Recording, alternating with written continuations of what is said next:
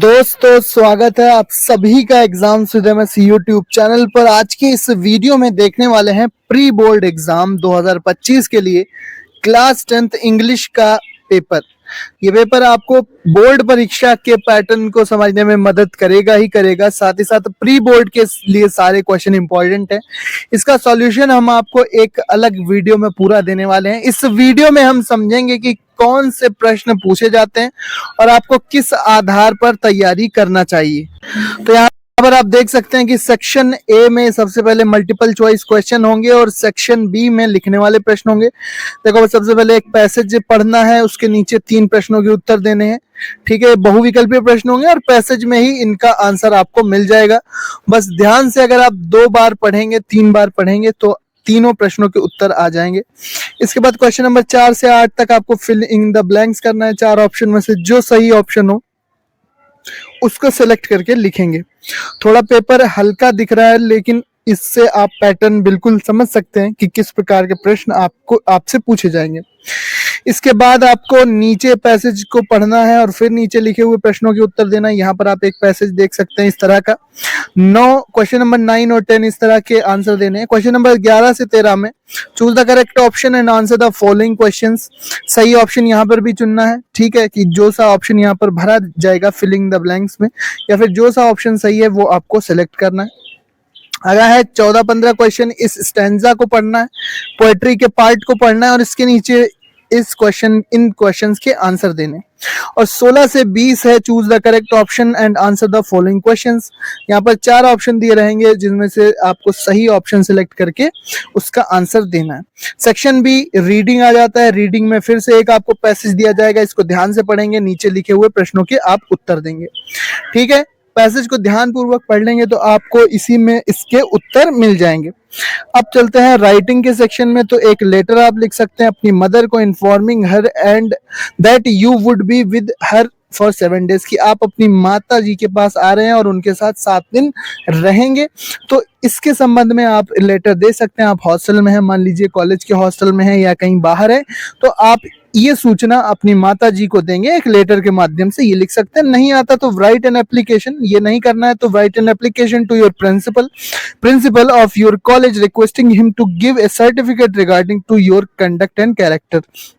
तो character certificate के लिए एप्लीकेशन लिख सकते हैं आप अपने प्रिंसिपल को।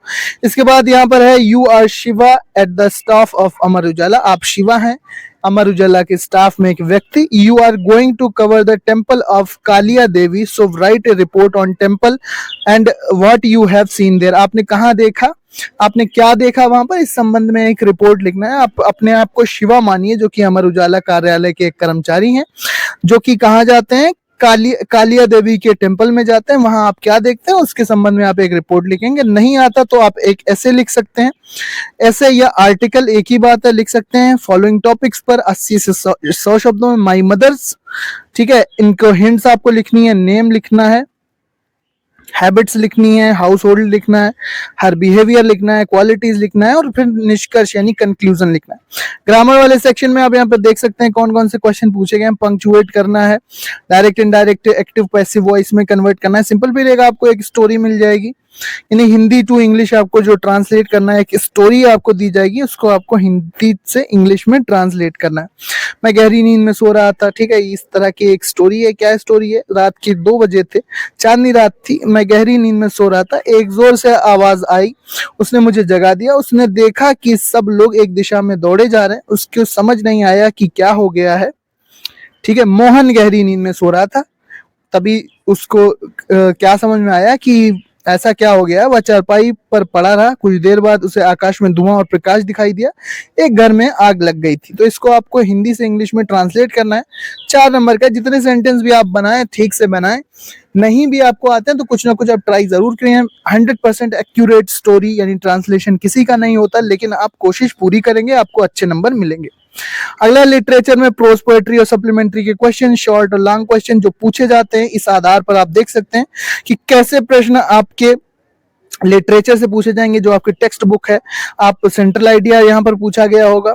4 लाइनें भी आप लिख सकते हैं, कविता की 4 लाइनें लिख सकते हैं, any poem prescribed in your syllabus. ठीक है, सेंट्रल आइडिया फॉग का पूछा गया या द ट्री का लिखना है।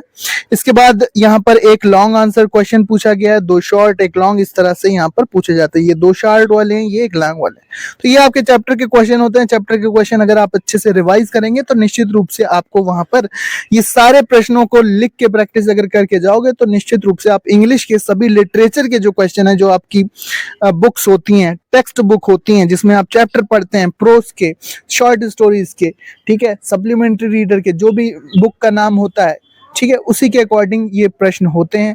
स्टैंजा पढ़ते हैं, पोएट्री पढ़ते हैं, वहां से क्वेश्चन पूछे जाते हैं, स्टैंजा दिया जाता है, ठीक है, सेंट्रल आइडिया पूछा जाता है, या फिर आप 4 लाइनें अपनी कविता की भी लिख सकते हैं। सो इस तरह से ये पूरा पेपर है। उम्मीद करते हैं आपको पसंद आया होगा। देख लो, इसका पीडीएफ हम आपको टेलीग्राम पर दे देंगे, यहाँ से भी आप स्क्रीनशॉट ले सकते हैं। सभी बोर्ड के लिए इंपॉर्टेंट है, लेकिन यूपी बोर्ड के लिए बिल्कुल इंपॉर्टेंट है, बहुत ज्यादा इंपॉर्टेंट है, क्योंकि पूरा पैटर्न उसी का है। बाकी कौन से बोर्ड के आप स्टूडेंट हो, ये कमेंट बॉक्स में जरूर लिखना। कौन से जिले, कौन से प्रदेश से, कौन से स्टेट से, किस गांव, किस शहर से आप ये वीडियो देख रहे हैं, वो भी जरूर कमेंट बॉक्स में बताना।